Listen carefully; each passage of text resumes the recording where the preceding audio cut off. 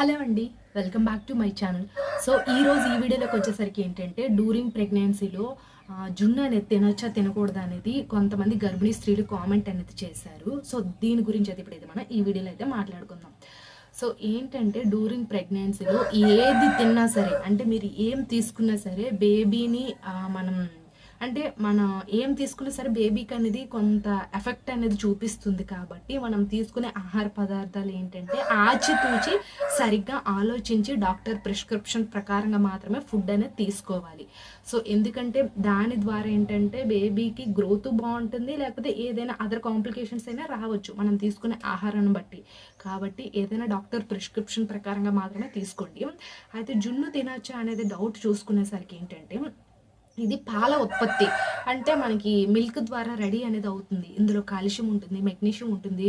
So, వీటి వల్ల ఏంటంటే బేబీకి ప్రోటీన్ లెవెల్స్ కూడా చాలా మంచిగా అంది కాల్షియం కూడా బాగా అందుతుంది. దానివల్ల ఏంటంటే బేబీ యొక్క బోన్స్ అనేది చాలా స్ట్రాంగ్‌గా ఉంటాయి. సో, బోన్స్ స్ట్రాంగ్‌గా ఉండి బేబీ హెల్తీగా కూడా పెరుగుతుంది.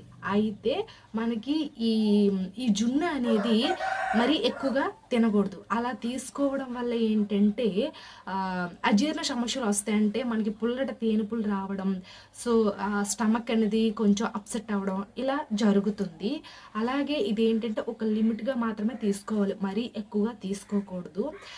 అండ్ నెక్స్ట్ వన్ వచ్చేసరికి ఏంటంటే డ్యూరింగ్ ప్రెగ్నెన్సీలో ఏమైనా ఫీవర్ ఉందనుకోండి, లైట్‌గా ఫీవర్ ఉన్నా సరే తీసుకోకూడదు.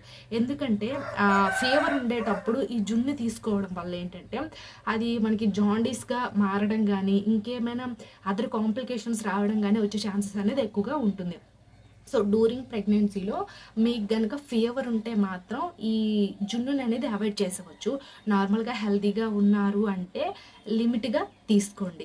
మరీ ఎక్కువగా తీసుకున్నా సరే మనకి చెప్పాను కదా! స్టమక్ అప్సెట్ అయ్యి పుల్లటి తేన్పులు రావడం, గ్యాస్ ఫార్మ్ అవ్వడం ఇలాంటివంతా కూడా జరుగుతుంది. సో, డైజెషన్ అంటారా ఈజీగానే డైజెషన్ అవుతుంది. బట్ ఏంటంటే పుల్లటి తేన్పులు అనేది వస్తాయి అంతే.